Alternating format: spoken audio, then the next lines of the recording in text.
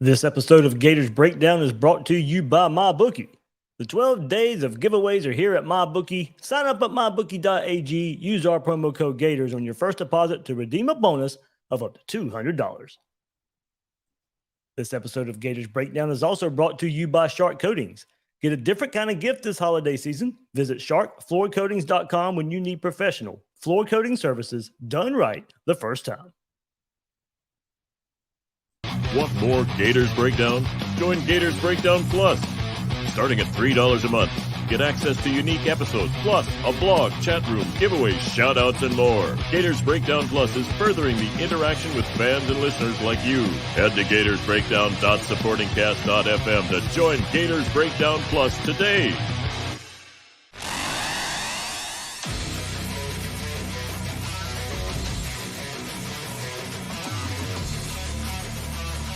Gators Breakdown, because there's never a dull moment in Gator Nation.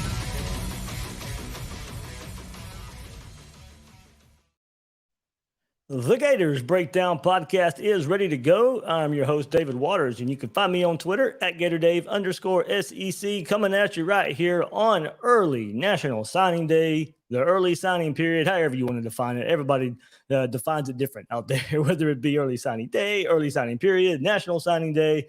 Of course, we got another one in February coming up, but right here on this Wednesday, December 21st, it is the early signing period.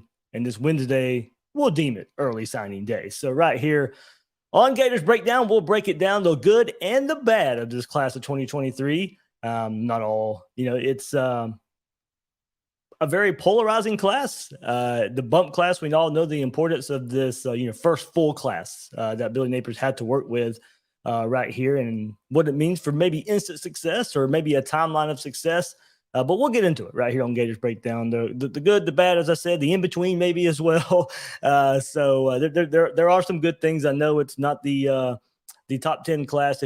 We're going to kind of mostly go by 24/7 Sports Composite here when we get kind of in the notes of this episode. That does, seems to be kind of more the industry standard. I'm a big, I respect On3 and stuff too, but the history that comes along with 24/7 right now, still kind of the way to go for me at this moment. So I respect both services. I got friends on both services right there, but the history of the 24/7 side right there still kind of lends itself to more talk, and more people still use it. More people still look at it. But of course, with this Gators class, it is it is a 10th ranked class on On3. I know a lot of people will point to that because it's top 10. That top 10 does look better.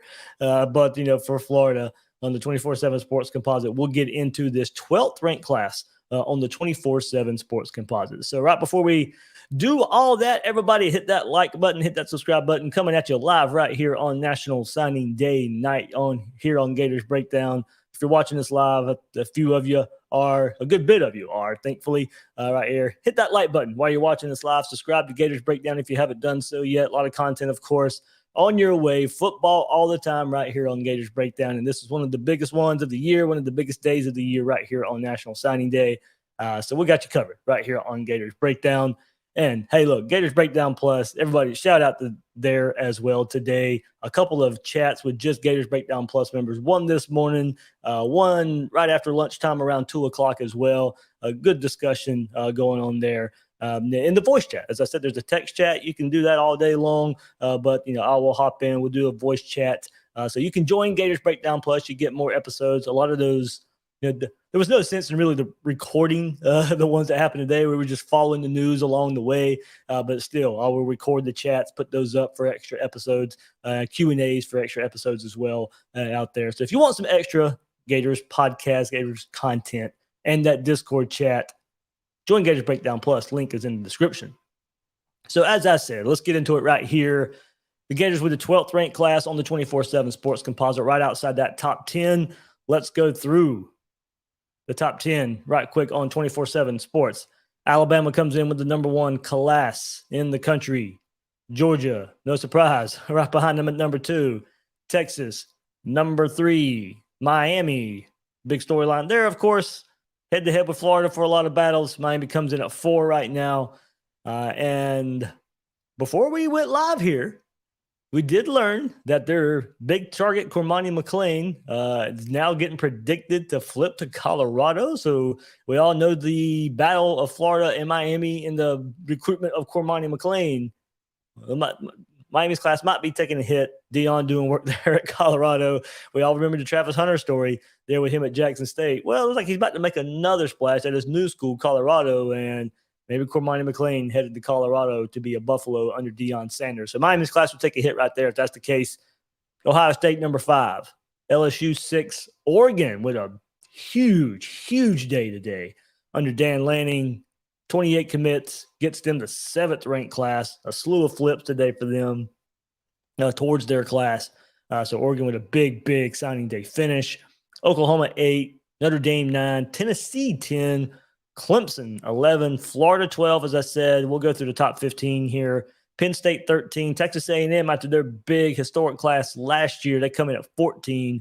USC, Lincoln Riley, his first full class, just kind of like Billy Napier, there with 20 commits, same as Florida.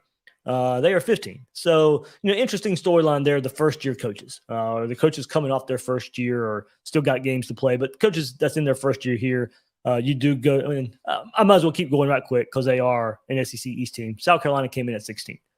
So there you go. But the first-year guys, Lincoln Riley at USC.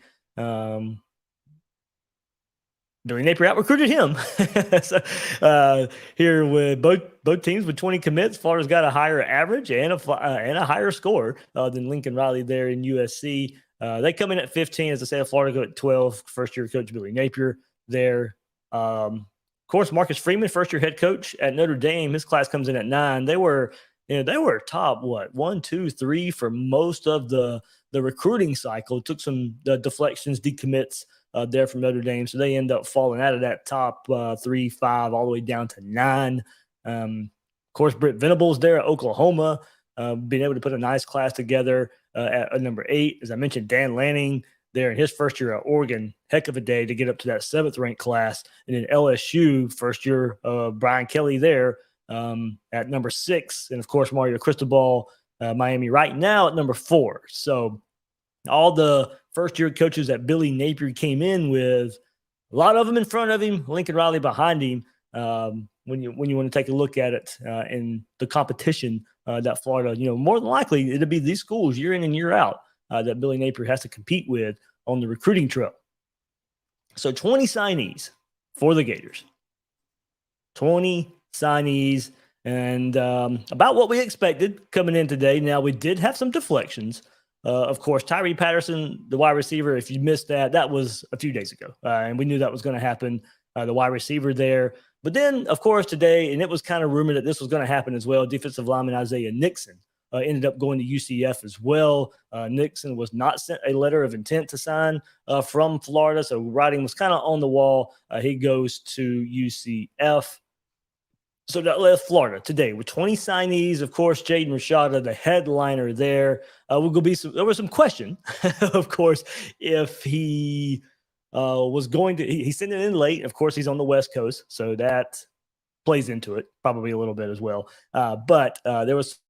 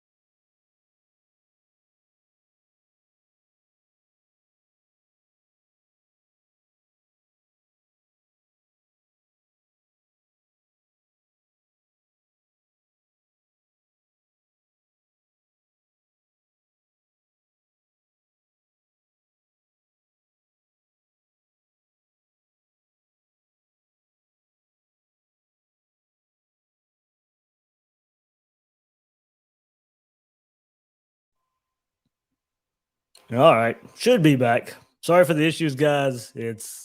I got an adapter to this podcast board. I actually changed it today and still some issues. And I can see the video still kind of catching up as well. Sorry about that. I did all kind of testing today. Of course, it didn't happen. I can test it and it happens. I can test it and it doesn't happen, of course, but as soon as I go live, of course it's going to glitch out. I even switched equipment and it's still doing it. So I don't know. We got to figure something out. It's probably something to do with the Roadcaster podcast board that I have. And well, I'll go from there. The problem I switched, did a lot of testing, and I switched some things, and that probably seems to be the issue there. So if it happens again, I apologize. I'll try to figure all this out the next couple of days. Make sure it doesn't happen again. I do apologize. I will try and get it fixed. But it's an equipment issue. I see the chat there kind of making fun of it. It's not an internet issue. It's an equipment issue. So all right, let's go. I'm trying to figure out where I was at. Of course, Jaden Rashada, I think that's where I was at, talking about that part of it, and thought he would be maybe delaying that till on Thursday. But nope, went ahead, put it in today, gives the Gators 20 signees for this class. So no top 50 players for the Gators. I think that's where, we'll start, just kind of summary, and then we'll kind of go to good, the bad of the class. We're looking at it right now. And we'll get into I see the chat trying to keep up a little bit.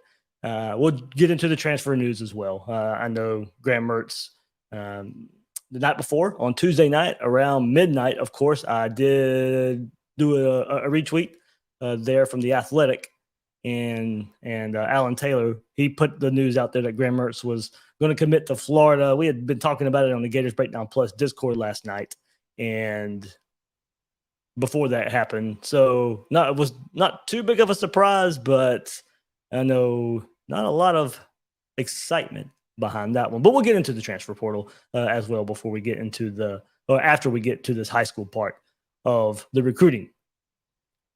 So as I said, no top 50 players for the Gators. Of course, one improvement we are looking for is landing the elite to the leads. That did not happen in this class. Top player is Jaden Rashada, coming in at 56th. He is the top-ranked player in the Gators class. Not bad. Your quarterback, your top-ranked player. We know Florida's got to hit that position very well.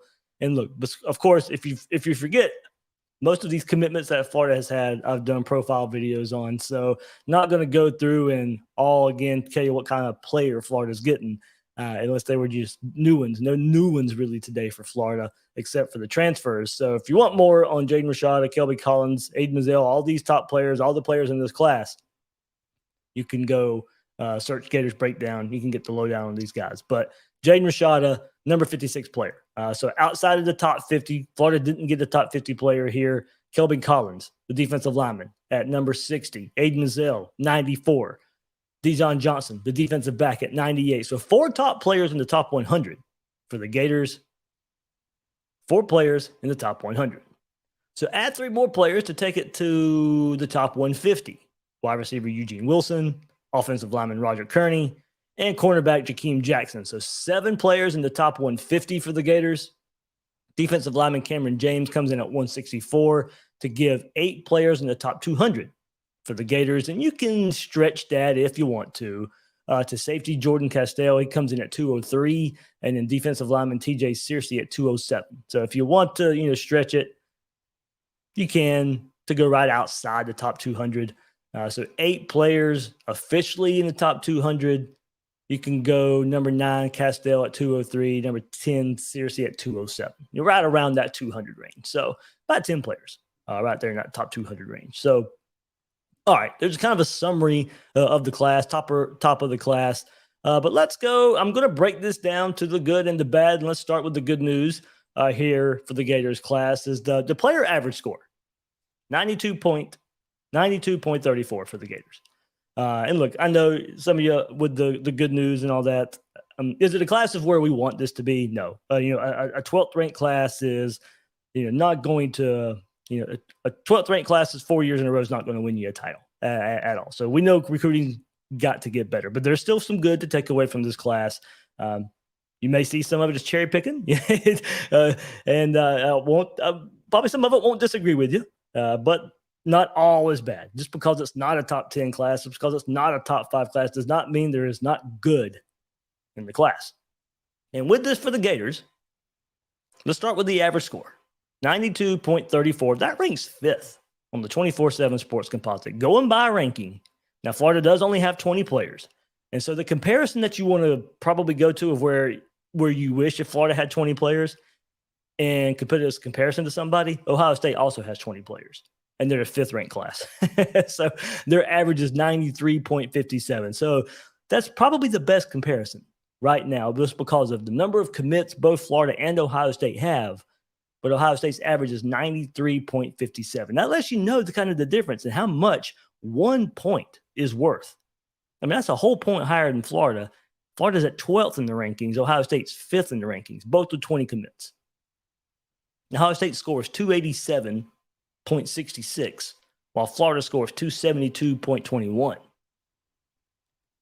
But taking that average score in the top 5 there for the Gators. Alabama with the highest at 94.75. Georgia's second. They're second in the rankings. Like I said, Alabama's first in the rankings and the first average highest score. Alabama, that takes it away there. Georgia is second overall and second in average with 93.64. Ohio State, the 5th ranked overall class, like I said, but the 3rd highest average in 93.57. Texas with the 3rd ranked overall, but 4th in average, 92.82. And then the Gators at number 5, 12th ranked class, as I said, but 92.34 brings them as the 5th ranked average there. So there's some quality in this class. Quantity's not there, and tied together, quality and quantity's not quite there. As I said, Ohio State probably takes that cake with only 20, but it's such a high average. But there's a positive I think you can take away there. Miami is 6th in average, Notre Dame 7th average, A&M 8th in average with the 14th ranked class.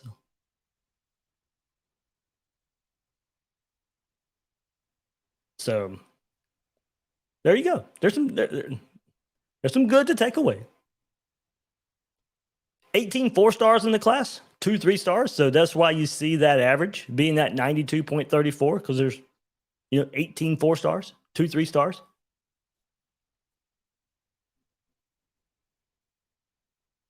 $14 of 20 are from the state of Florida. And we know this has to be more of an emphasis, and we'll get into it on the bad side. But you see the emphasis on the state of Florida. And we know Florida's got to get better at the top of it, but this class is filled with local guys in the state. And if you're going to compete, you want to recruit the state of Florida. And if you want to recruit elite, Florida's going to have to start recruiting the elite of Florida. But nice base here. 14 of the 20 from the state of Florida. Oddly enough, with so much talent in the state, Florida's top 2 players in the class come from out of state. Rashada from California and Collins from Alabama. In-state gets started with 94th ranked Aiden Mizell. He's the 94th ranked player overall. And we'll go even more into depth there because, as I said, missing the top, that's part of the issue with this class. All right, but also I think we could go into positions a little bit. The good. Florida got their quarterback. Florida got Jaden Rashada, top player in the class, right outside the top 50. Got to figure out this quarterback position, and the best way to figure out is start stacking some good talent. Lagway, of course, joined the class for 24, so that gives you 2 back-to-back. Of course, hopefully he hangs on in the 24 class. But you got to get it started somewhere, and Jaden Rashada is that start. So you got your quarterback. Wide receiver. Really good wide receiver class for the Gators. As I mentioned, Tyree Patterson ended up going to UCF in the end. But Florida bringing in Aiden Menzel, Eugene Wilson, and Andy Jean.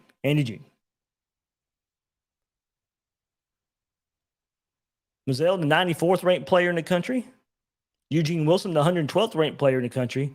Andy Jean, most people consider underrated as the 358th ranked player in the country. All 3 4-stars. Aiden Mazzell, the 16th ranked wide receiver. Eugene Wilson, the 19th ranked wide receiver. Andy Jean, the 53rd ranked wide receiver. If I had to say probably more of an instant impact out of those, I'm probably going Eugene Wilson, though. Aiden Mazzell of 6'2", 180, probably got to put a little bit of weight on. Got an injury dealing as well. Hopefully he'd be ready, but he's going to be that deep burner type of receiver that you're looking for. Eugene Wilson, the creator out of that group, take a pass and make something happen after the catch. Andy Jean, or what he's so lauded for, is that his route running ability. And hey, look, good storyline there. Of course, I know if you've been keeping up recruiting a lot out there, and look, I don't know how much you guys keep up with it. Maybe you rely on just what I bring you here in Gators Breakdown. Maybe you read the articles and the different websites out there too. But Andy Jean, there was a lot of worry out there from Gator Nation about whether he'd be in this class or not. He's coming off of an FSU visit this past weekend as well. And I know, and he previous visits as well. I know Miami was trying to get back into it with him after he committed to Florida, and Miami tried to get him to hold off there in July, that late July commitment right there. So you look at Indy Jean and taking visits, and hey, look, guys are going to enjoy the recruiting process. Not everybody's going to shut it down, but credit for Florida sticking with him, staying with him, and really putting together Kerry Colbert. I mean, probably should be spoken about enough. I mean, you were able to pull in Mazzell, Wilson, Andy Jean, and not really a lot to sell on the field because these guys were in the class before Florida even took a snap in Billy Napier's first season. You recruited these guys based off of, hope, a vision, and that's what recruiting is supposed to be. Early in a coach's tenure. That's what you can sell. And you were able to hang on to these guys. And the offense, the passing offense didn't take off like many of us wanted it to. But then you were able to hang on to Mazzell and Wilson and Andy Jean. And then defensive end, defensive edge. I could have put defensive line, but I don't think I don't like what Florida did at defensive tackle. I like Will Norman, but there's not a high number there.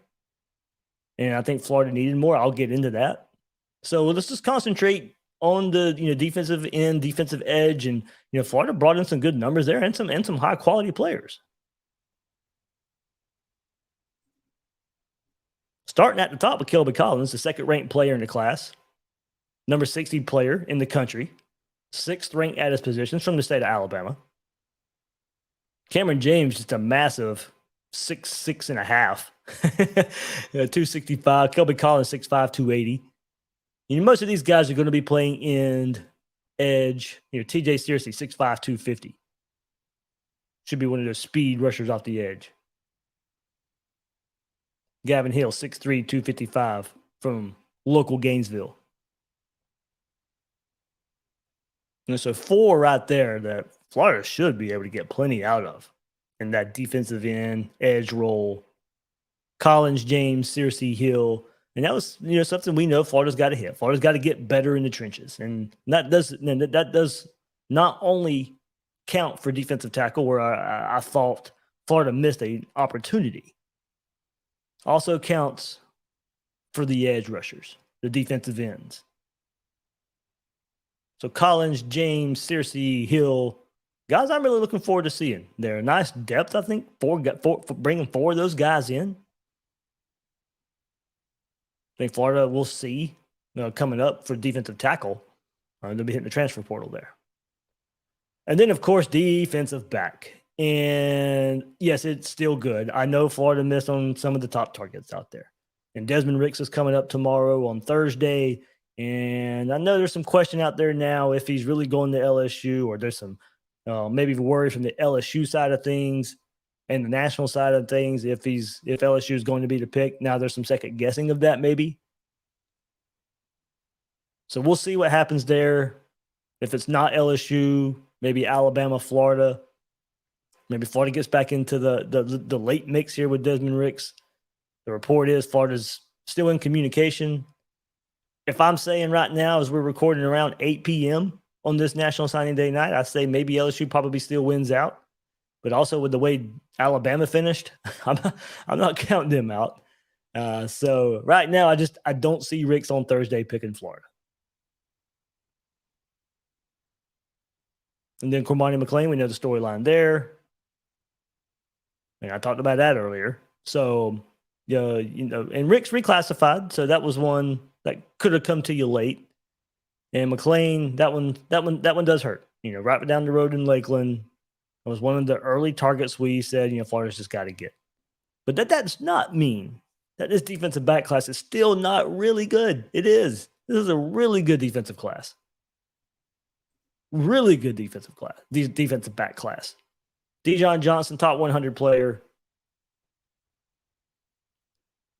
I think he's going to play cornerback for the Gators. But, of course, 24/7's got it listed as a safety. So you probably, you got corner, you got nickel, you got safety all in the mix right there. Jakeem Jackson, I think, may end up being one of the better players in the class. I'm big time high on Jakeem Jackson. And I think if you listen to Billy Napier's press conference, you could tell he was too. That's one guy. I mean, he could have played wide receiver for the Gators. That's how athletic he is. I cannot wait to see this kid get an interception and see what happens after the catch, because I think Jakeem Jackson's got that ability.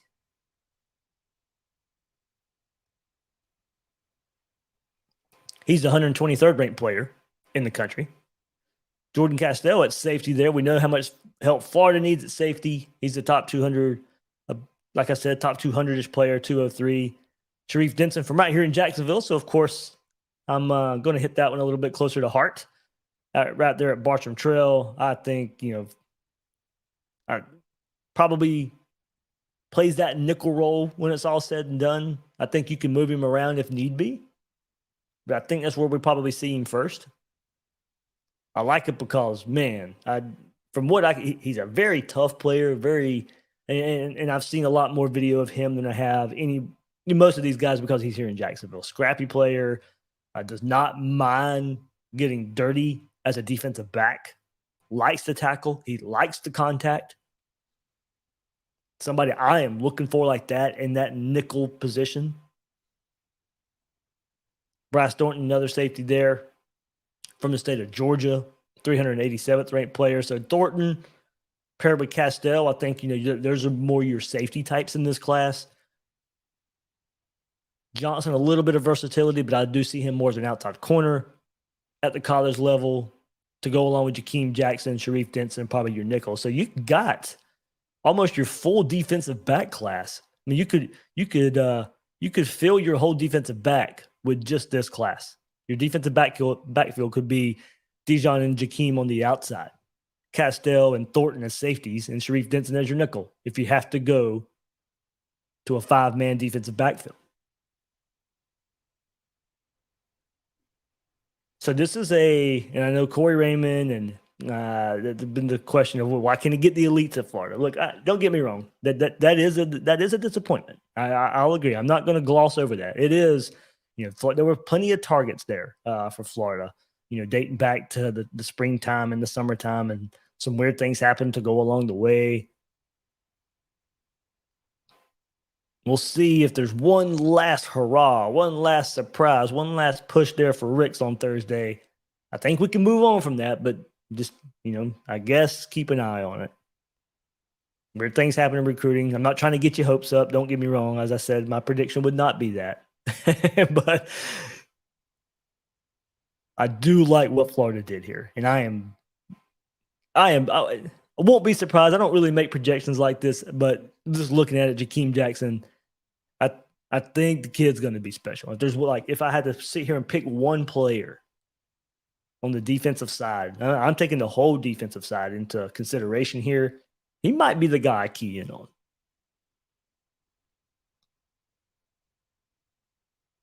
He just might be the one that I key in on. So there you go. There's good. I'm taking from this class. Really good average. Filled with 4 stars. Not a lot of 3 stars. State of Florida hit really hard. And I think Florida did a really good job at quarterback, wide receiver, defensive end / edge, and defensive back.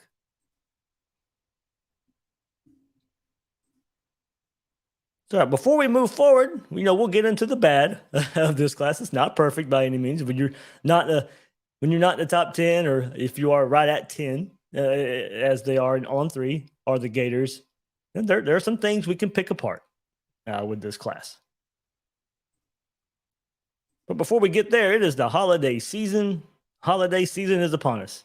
Hope you guys have got all your Christmas gifts ready and wrapped and under the tree.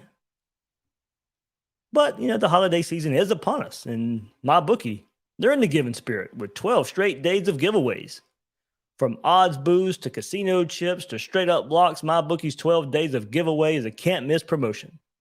Starting today on December 21st and ending on January 1st, you can bring in the new year right with giveaways that can help fill your stocking with cash this season.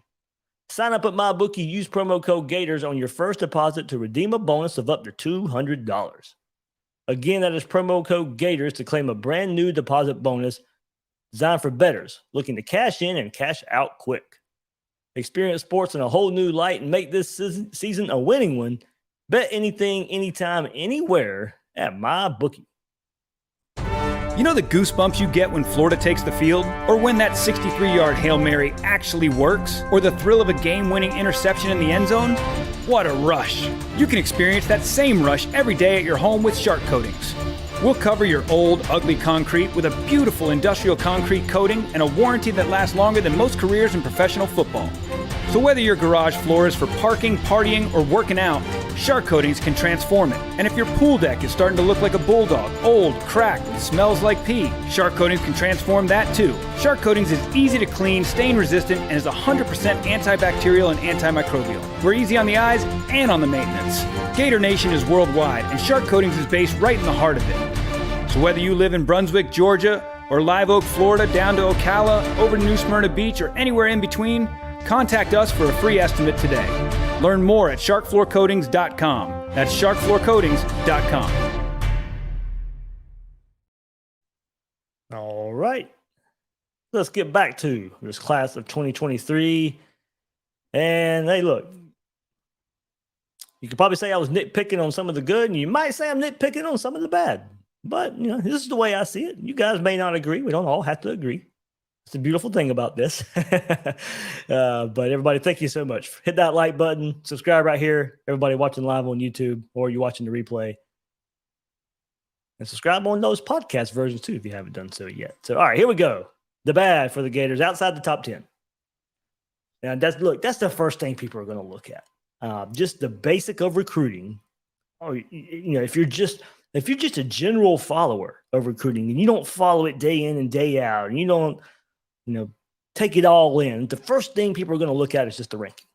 Florida's outside the top 10 using the 24/7 sports composite. So, okay. A lot of importance is put on the bump class and how far it can take you in a turnaround, and maybe even where it takes you in your career at a head coaching stop.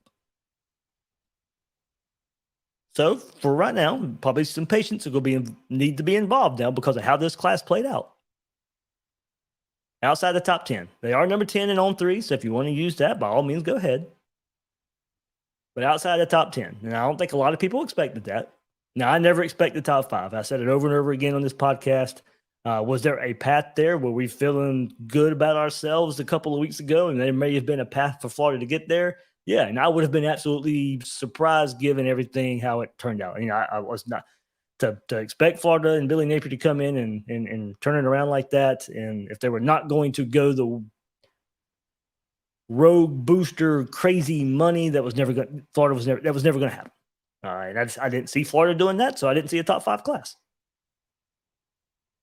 To ask to go over Bama and Ohio State and Georgia, of course, I didn't see it. So Miami did, and we know they went crazy in the NIL world, and we know what happened. The money world with this. Mario Cristobal is a good recruiter. Pair all that together, you see why they're in the top 3.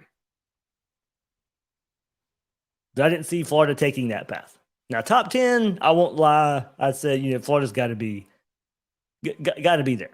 So right outside the top 10, and look, that grouping is pretty close together. I mean, there's not a lot of separation when you look at Notre Dame's at number 9 with a score of 279. Tennessee 277 at number 10. Clemson 275, Florida at 272. So there's not a lot of separation when you look at overall score.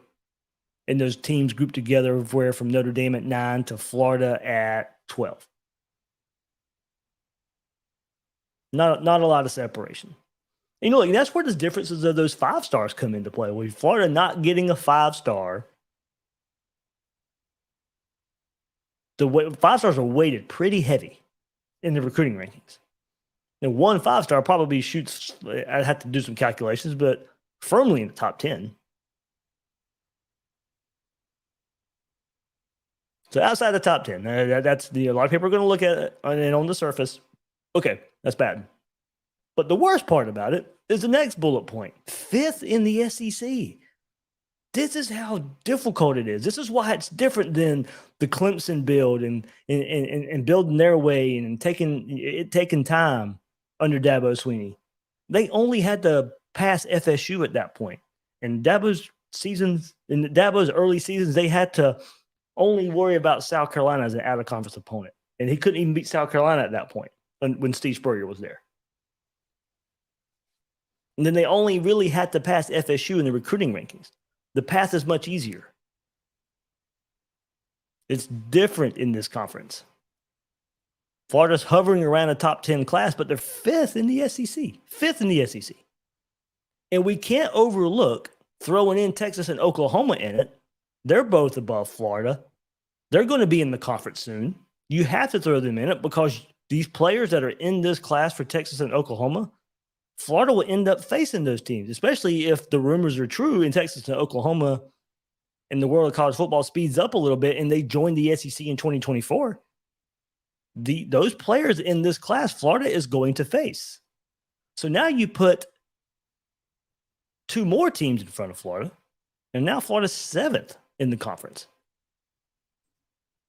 So overall, a good class. But in the SEC, you're behind a lot of your opponents. You're behind Georgia. And we don't even know what the new scheduling format is going to be like. So you're behind Alabama. You're behind Georgia. You're behind Texas. You're behind LSU. You're behind Oklahoma. And for this class, you're behind Tennessee. So that's the bad when you want to take a look at rankings. And yeah, hey, it's look, I know it's not an elite class. At the same time, it's not a terrible class. This is not one of those. Look, I think if Dan Mullen would have been the head coach in this NIL atmosphere that's out there in college football, man, I just think that would not set up well for that. I know a lot of people want to sit here and point, there's no difference whether as I said, the player average is much higher in this, and I do not think Dan Mullen would have been made for this NIL recruiting world. I think it could be worse. I'm not saying it's the best out there.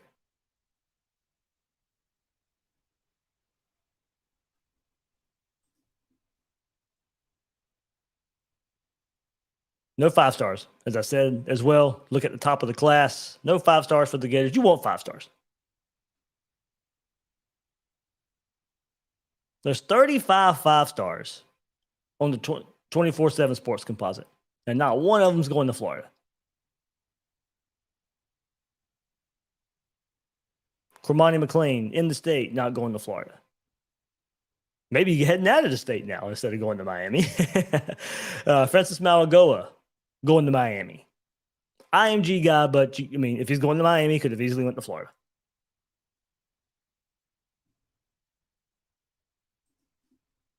Keon Keeley, Damon Wilson, Cedric Baxter, Desmond Ricks. We'll see what he does. But Hakeem Williams, Brandon Ennis, all 5 stars in the state of Florida, and none of them are going to Florida.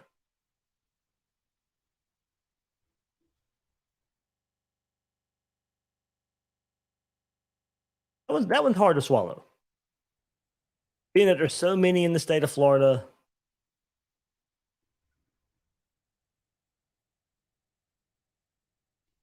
and you couldn't get one of them. That's going to have to change. That's going to have to change for sure. Now, look, I mean, we look ahead, and I know I'm not going to try and do this too much because it's not a cop-out. There is the ability that we have seen in the 24 class. You got DJ Lagway, and if Miles Graham stays where he's at, he'll be a 5-star as well. So you could get him in the next class. But for this class of 23, and there were so many in-state, and look, some of them look friendly at times. Cormani McLean, Keon Keeley, Cedric Baxter, Desmond Ricks.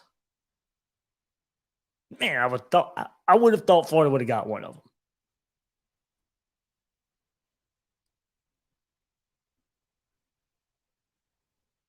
Missing top Florida recruits. I just mentioned the 5-stars in the state.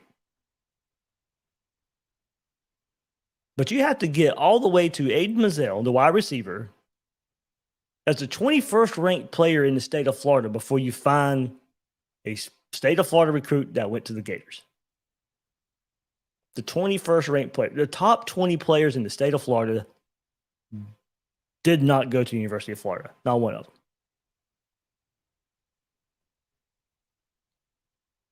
Dijon Johnson, he's one spot behind Aiden Mazzell at 22.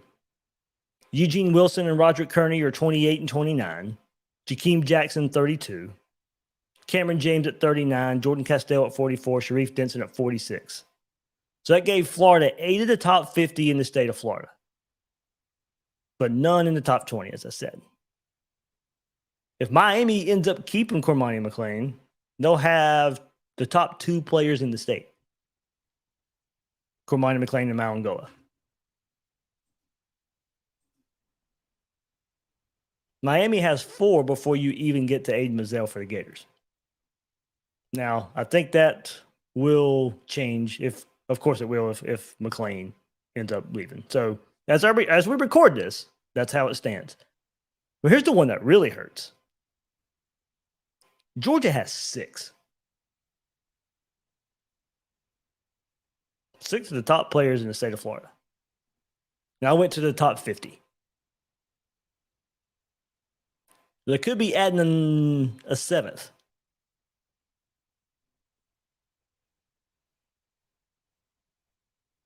If they get Jordan Hall. So Georgia's still recruiting well in the state of Florida. Then that hurts too. You know, Miami with all their changes going on, okay, and they're in the state. All right, you might can see that.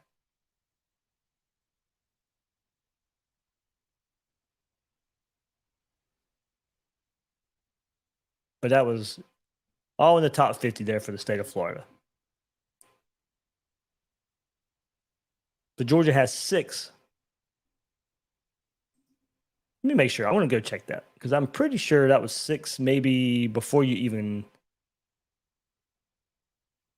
get to Florida. And Mazzell at 21.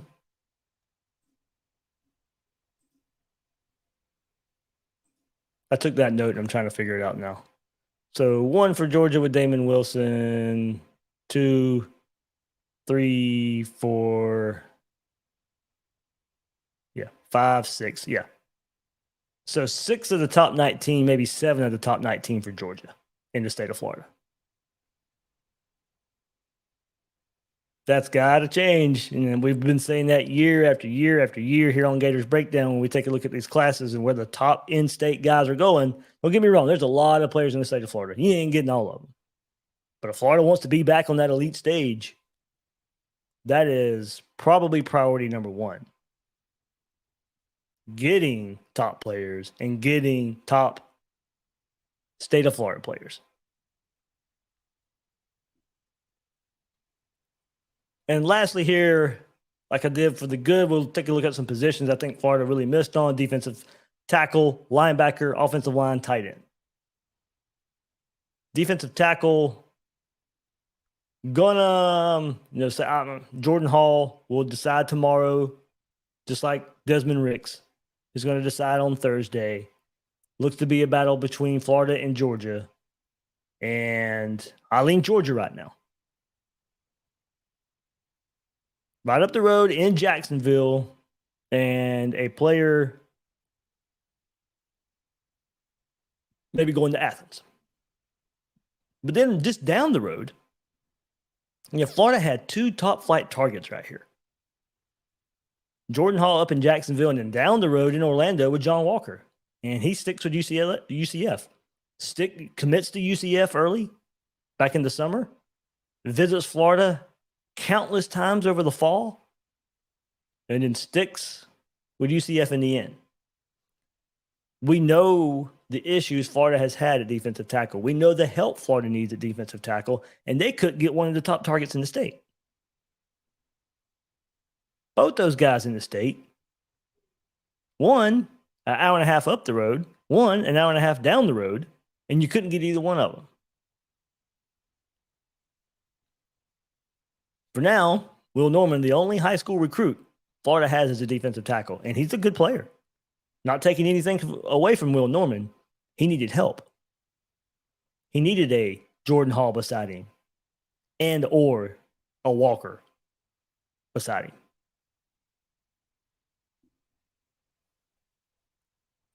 Linebacker.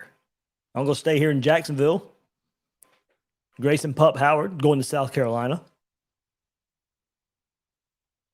Had a good relationship with some Florida guys.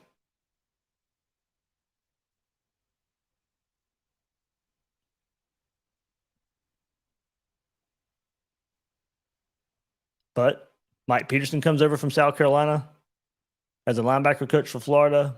Had an in there, but Howard had so many good relationships there in South Carolina already built that it was just really tough for Florida to overcome. But up the road in Jacksonville, and you couldn't get him. And then Malik Bryant there with Miami. Lewis Carter, another linebacker in the Tampa area. Guys that were in state, guys that were in close. And once again, not taking anything away from Jaden Robinson. I think he's a good player, but Florida needed more help at linebacker.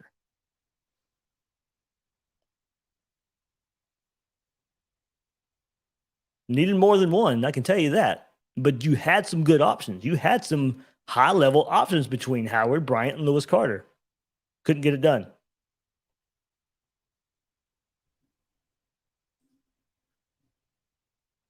And then offensive line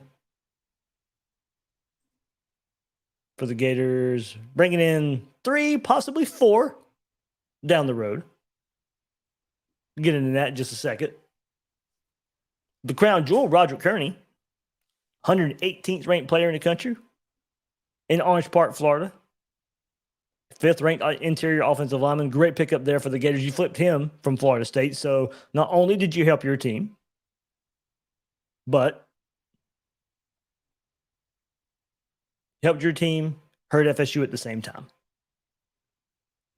But there were so many ways to get, so many angles to get to more of the better talent among the offensive linemen. Now, you did get into IMG and you went and got Najee Harris back in the spring. Another interior offensive lineman for the Gators, probably going to be that center in the group. 437th ranked player from IMG. Najee Harris, a Gator. Bryce Lovett, 3-star. Najee Harris is a 3-star. Bryce Lovett's a 3-star. Lovett, 630th.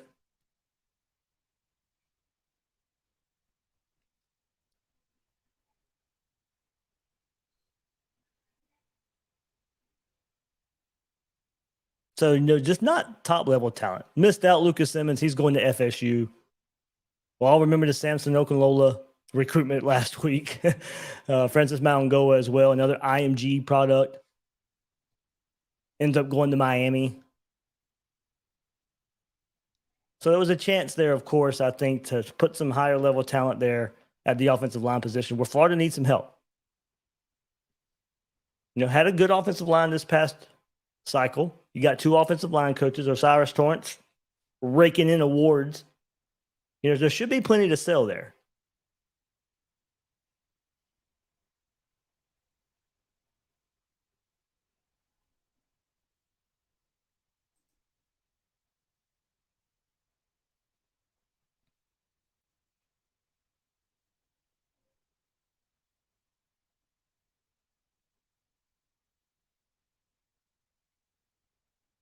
So, all right. I'm hoping you guys got me. I got some camera issues going on behind the scenes, but that's why this graphic's up right now. But there, kind of just to summarize.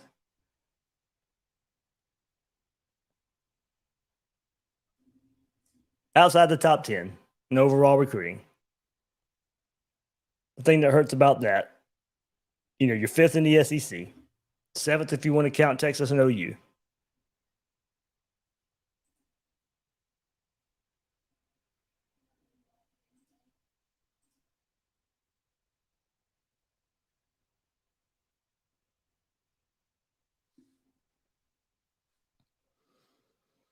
But man, there was a lot of potential in this class. Florida ends up out of the top 10. There was some potential. We'll see what Thursday holds. There's plenty of storylines to at least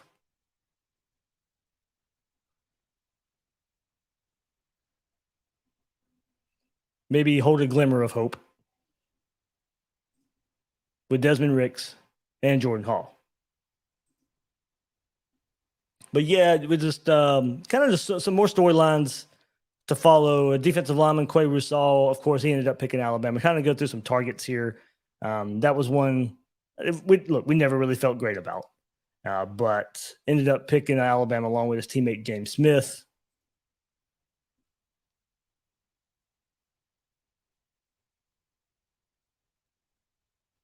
Ricks and Hall on Thursday, but mentioned that plenty of times. Caden Jones, another offensive lineman, January 7th, he's going to announce at an all-star game.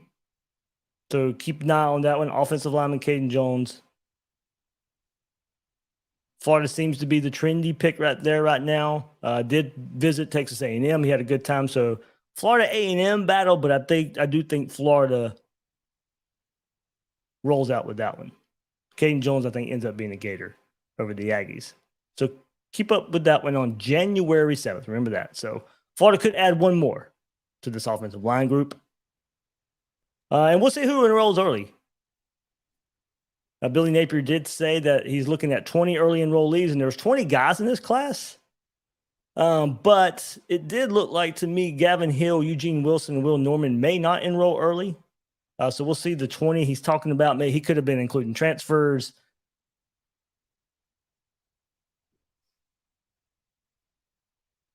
But we'll see who ends up early enrolling for Florida. So keep an eye in that vein, because I was definitely told Eugene Wilson would not be an early enrollee. So I was like, so I don't know the 20 Billy Napier was talking about. So just something to keep an eye on there. But most of this class is going to be early enrollees, getting in here early. It's great to have your quarterback, Jaden Rashada, coming in here as an early enrollee to get his feet wet as a college quarterback. Trayon Webb's going to be an early enrollee, and Florida needs it. Florida needs that third running back to be able to go through spring practice along with Montrell Johnson and Trevor Etienne. So good thing Trayon Webb's going to be in this class. Bryce Lovett, Roderick Kearney, Najee Harris, the offensive linemen, they're going to be in. Aiden Mazzell, Andy Jean, those guys. So your wide receiver core, your young wide receivers, we know Florida needs more explosion at that wide receiver position, and you're going to get it with Mazzell and Andy Jean coming in as true freshmen.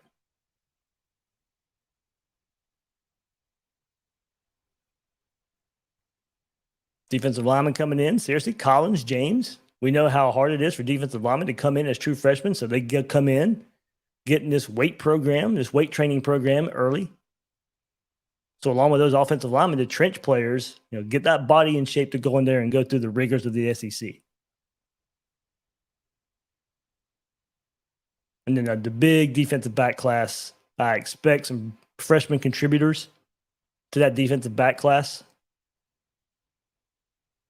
Johnson, Denson, Castell, Gates, Jackson, Thornton, all early enrollees.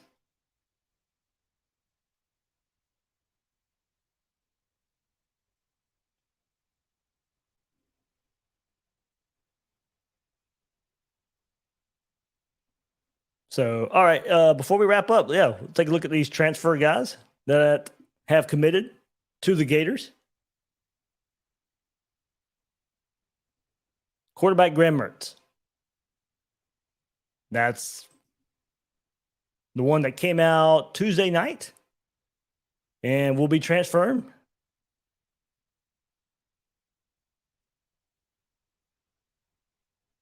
from Wisconsin. On December 4th, he said he was transferring from Wisconsin and got 2 years eligible. Mertz, 4,400 yards passing, 38 touchdowns, 26 interceptions. That's what scares me about Graham Mertz. He's a game manager style of quarterback, but if you're going to be a game manager style of quarterbacks, you can't throw 26 interceptions across 4 seasons. I think it was 11 last year and 10 the year before.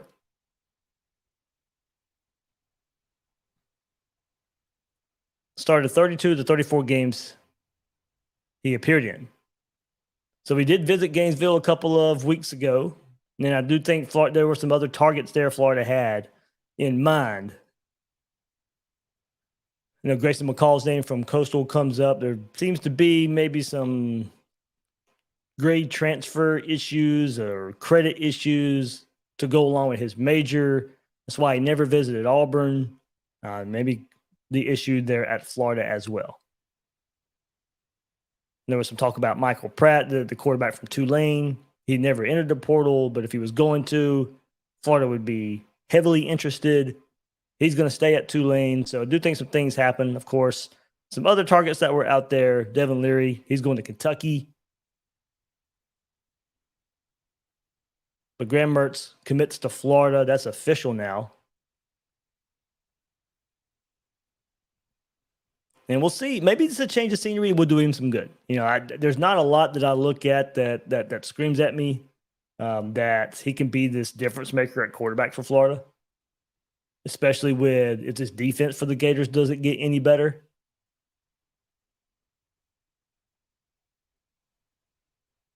I think that's part of the worry for me. He's got to make up that difference.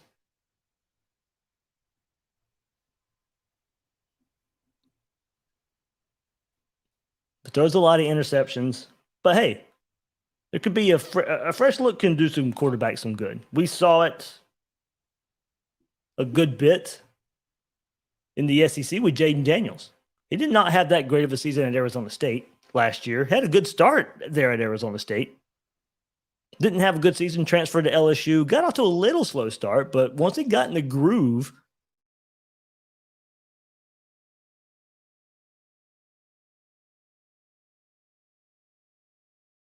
Michael Penix, the Indiana transfer to Washington. Huge jump for him this past year. Change of scenery did him some good. A change of offense did him some good. So it's possible. But of course, Jaden Rashada comes in the spring. Graham Mertz transfers in. It's probably going to be Mertz's job to lose, given his experience, and one reason that he's coming here.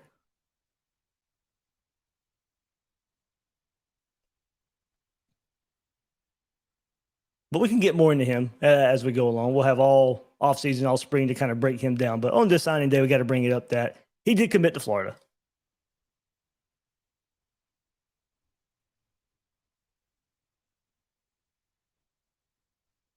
And then, of course, the Taraja Mitchell, the linebacker from Ohio State, looks like it's not official yet from the Gators.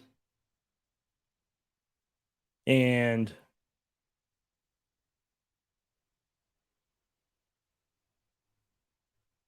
the report is he's going to transfer to Florida, Ohio State to Florida. So some background on him. He was in his fifth season with the Ohio State program coming into this year. Played 39 games the past 4 seasons, started 8 times, all coming during the 2021 season. He did not play much this past year. I think 4 games, no stats. We'll get into maybe why some things happened there. Made his mark for the Buckeyes on special teams over his first 3 seasons before earning a starting role in 2021. In 2021, 45 total tackles, 4.5 tackles for loss. So 64 career tackles, 8.5 tackles for loss. Got his degree in fashion and retail studies at Ohio State and has 2 apparel fashion lines. So there's just some background on Taraja Mitchell, the linebacker. He's from Virginia Beach, Virginia, would be transferring from Ohio State. He was a 4-star prospect by every major recruiting service. If you go back to his recruiting profile, he was the number 1 inside linebacker, according to Rivals. He was a top 20 prospect, according to Rivals. He was the number 2 player in the state of Virginia by 24/7 Sports and was listed as the number 2 inside linebacker by 24/7. It's a highly ranked linebacker from the recruiting side of things. Played a little bit out of Ohio State. So let's go back to that 2021 season. As I mentioned there for Taraja Mitchell.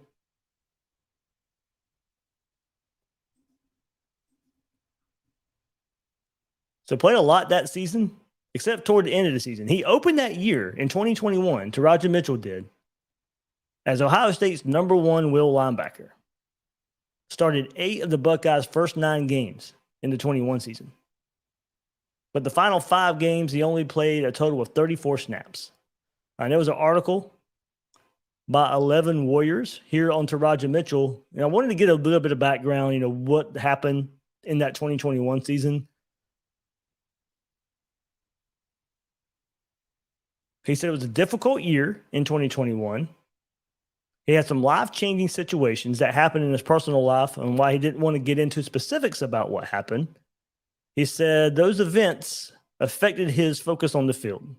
He says he was not in the right place mentally, had moments where he didn't want to play football anymore, but he was on the right track. So I said, did not play a whole lot this past season.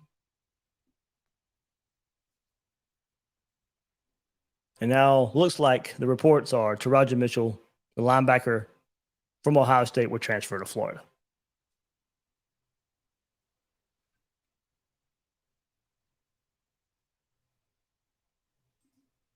Listed as 6'2", 235.